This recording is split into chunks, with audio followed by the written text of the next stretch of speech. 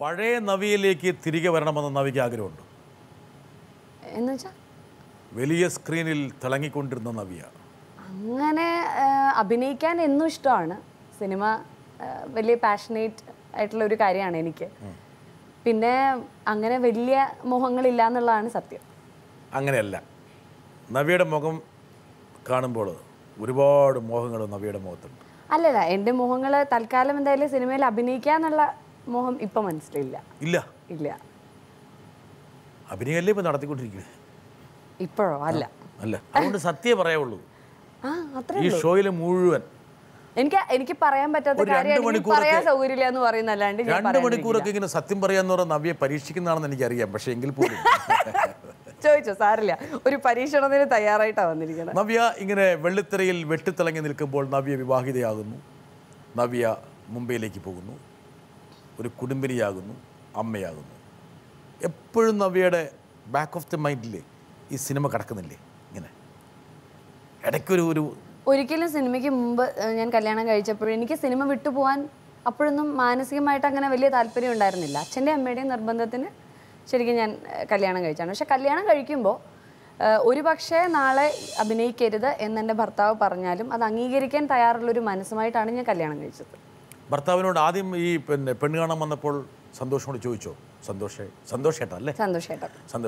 സന്തോഷേട്ടാ, വിവാഹം കഴിഞ്ഞ ശേഷം ഞാൻ സിനിമയിൽ അഭിനയിക്കണോ, അഭിനയിക്കാൻ പറ്റുമോ എന്നൊക്കെ ചോദിച്ചോ? അങ്ങനെ ചോദിച്ചിട്ടില്ല. എൻ്റെ ഒരു ഇങ്ങോട്ടാണ് മൂപ്പര് പറഞ്ഞത്. എന്ത് പറഞ്ഞു മൂപ്പര്? അതായത് സിനിമയിൽ അഭിനയിക്കാൻ എന്താണ് പ്ലാൻ, ഫ്യൂച്ചറിൽ എന്താണ്, വിവാഹത്തിന് ശേഷം അഭിനയിക്കാനാണോ പ്ലാൻ എന്നോട് ഈ എന്താ പറയുക എന്നെ കാണാൻ വന്ന ദിവസം ഇങ്ങോട്ട് ചോദിക്കായിരുന്നു. അപ്പോൾ ഞാൻ പറഞ്ഞു അങ്ങനെ പ്രത്യേകിച്ചൊരു ഡിസിഷൻ. ഒന്നാമത്തെ കാര്യം ഇപ്പം ഇങ്ങനെ പെട്ടെന്ന് ചോദിക്കുമ്പോൾ എനിക്ക് അങ്ങനെ പറയാനൊരു മറുപടി അറിയില്ല. പിന്നെ സിനിമ പൂർണ്ണമായിട്ട് വിട്ട് വീട്ടിലിരിക്കുമ്പോൾ എനിക്ക് വല്ലാത്തൊരു ഡിപ്രസിങ് ആയിട്ട് അത് ഫീൽ ചെയ്യും. ഏതെങ്കിലും തരത്തിൽ എവിടെയെങ്കിലുമൊക്കെ ഈ ഒരു ബഹളത്തിനിടയിൽ ഒക്കെ തന്നെ എത്തിപ്പെട്ട് എവിടെയെങ്കിലുമൊക്കെ നിൽക്കണം എന്നാണ് ആഗ്രഹം എന്ന് ഞാൻ പറഞ്ഞു. അപ്പോൾ പുള്ളി എൻ്റെ അടുത്ത് തിരിച്ച് മറുപടി പറഞ്ഞു, യു ആർ ടാലൻറ്റഡ്. അപ്പോൾ ആ ടാലൻറ്റ് ടോട്ടലി ഇല്ലാതെ നശിപ്പിച്ച് കളയാൻ അല്ലെങ്കിൽ വീട്ടിൽ തന്നെ ഇരുന്ന് എൻ്റെ കാര്യവും മാത്രം നോക്കിയാൽ മതി എന്ന് ഒരിക്കലും ഞാൻ പറയില്ല. വല്ലപ്പോഴും ഒക്കെ അതൊന്ന് പോളിഷ് ചെയ്ത് എവിടെയെങ്കിലുമൊക്കെ പ്രസൻറ്റ് ചെയ്താൽ ആശ്വാസമായോ? എനിക്ക് സന്തോഷമായിരുന്നു.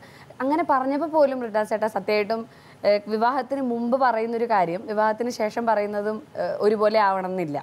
ചിലപ്പോൾ മാറ്റി പറയാം സ്വാഭാവികമായിട്ട്. അങ്ങനെയൊന്നും മാറ്റി പറഞ്ഞു എന്ന് വിചാരിച്ച് എനിക്ക് ചിലപ്പോൾ അത് വേണ്ടാന്ന് വെക്കാനും സാധിക്കില്ല. അപ്പോൾ അതുകൊണ്ട് എന്തിനും പ്രിപ്പയർഡായിട്ടാണ് ഞാൻ കല്യാണം കഴിച്ചതെന്ന് പറയായിരുന്നു. അച്ഛൻ്റെ അമ്മയുടെ നിർബന്ധം സഹിച്ചങ്ങോട്ട് കല്യാണം കഴിക്കുകയായിരുന്നു. അത്ര വലിയ ഫോഴ്സിങ് ഇല്ല. കാരണം എൻ്റെ അടുത്ത സുഹൃത്തുക്കളെല്ലാവരും വിവാഹം കഴിച്ചു. അപ്പം നാച്ചുറലി അടുത്ത സുഹൃത്തുക്കൾ എന്ന് പറഞ്ഞാൽ സിനിമയിലല്ല, സിനിമയ്ക്ക് പുറത്താണ് കൂടുതലും. എന്തായാലും അനിവാര്യമായ ഒരു ഘട്ടമാണെന്നുള്ളത് നമുക്ക് അറിയാമായിരുന്നു. അപ്പം എനിക്ക് തോന്നി അപ്പം പിന്നെ അവരുടെ ഇഷ്ടം കല്യാണം കഴിക്കാം.